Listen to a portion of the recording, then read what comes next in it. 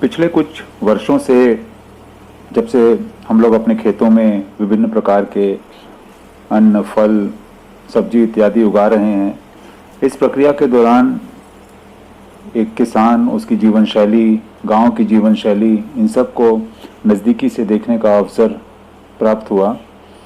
हम हमेशा से जानते थे कि भारत के जो किसान हैं, उनकी जो जीवन शैली है वो बहुत मेहनत से भरपूर है। किसान का पूरा परिवार दिन रात मेहनत करता है, तब जा कर के कहीं हम सब का पेट भरा रहता है।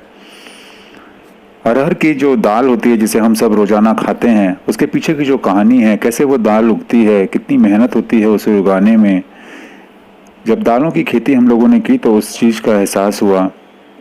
दालों के बीज के लिए पहले खेत को तैयार करना, बीज बोने से पहले उनमें ट्रैक्टर के द्वारा या बैलों के द्वारा, अब आज तब तो ट्रैक्टर जैसे आधुनिक साधन भी उपलब्ध हो गए हैं जिससे कि पूरे खेत की जुताई बहुत जल्दी हो जाती है।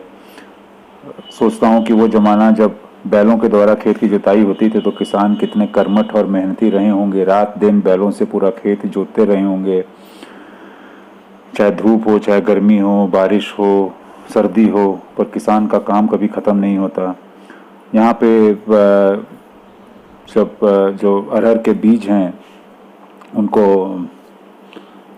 हाथ के द्वारा, हम लोग बलरामपुर में जो मिठाईलाल का गांव है, मिठाईलाल के चाचा जी हैं, ये जो लाल रंग आप देख रहे हैं अरहर के बीज में, ये एक्चुअली पॉइजन मिला हुआ है इसमें, ताकि इसे खाया ना जाए, ताकि जो बीज छिड़के जाएं उन बीजों में उनको पक्षी और वो ना खा जाएं।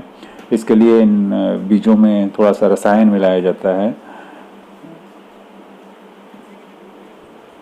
फिर उसके बाद जब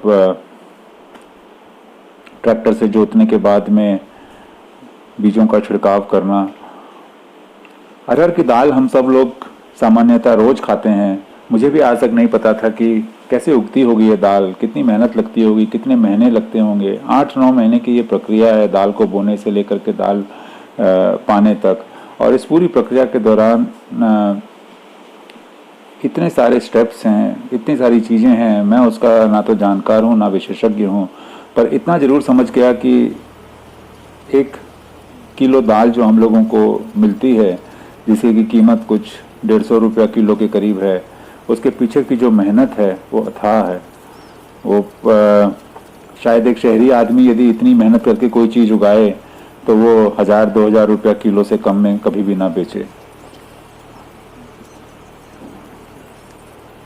यहाँ पे ट्रैक्टर के द्वारा, रोटावेटर के द्वारा मिट्टियों को उलट पुलट किया जा रहा है।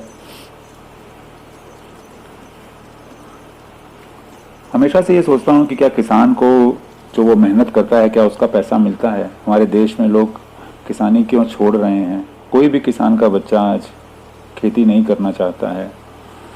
कभी सोचिए, यदि हमारे किसान, उनके परिवार के लोग अगर खेती नहीं करेंगे, उसके पीछे बहुत सीधा सा कारण ये है कि उनको इसमें फ़ायदा नहीं है। जितनी मेहनत है, जितना मेहनत कर करके जो उनको पैसा मिलता है वो उनकी मेहनत से बहुत कम है।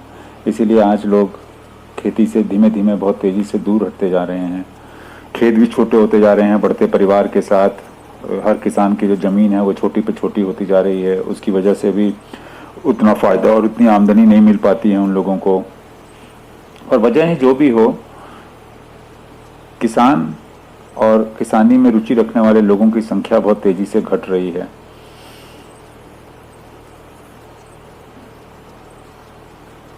किसानों की जब मैं मेहनत देखता हूँ तो मुझे लगता है कि हम लोग जो कहते हैं कि आज हमारे पास बहुत काम है, आज हमने बहुत मेहनत की, शायद हम लोगों की मेहनत या हम लोगों का काम, मुझे लगता है कि किसानों का जो काम, मतलब उनसे किसी भी मामले में ज़्यादा नहीं है। को उगने में लगभग 8-9 महीने बाद अरहर की दाल की फसल काटी जाती है। उसके बाद उसमें से दाल को निकालना, उसको भूज के उसको तैयार करना। तो जब तक एक दाल को उगाने से लेकर के हमारे प्लेट की जो दाल आती है, उसके पीछे जो कहानी है, हमें हमेशा लगता है कि इस कहानी को हम सबको समझना चाहिए। जिस दिन हम इस कहानी को समझेंगे, इसकी मेहनत को देखेंगे, तब शायद उस दिन हम अपने अन्न को, अपने खाने को वेस्ट करना बंद कर देंगे।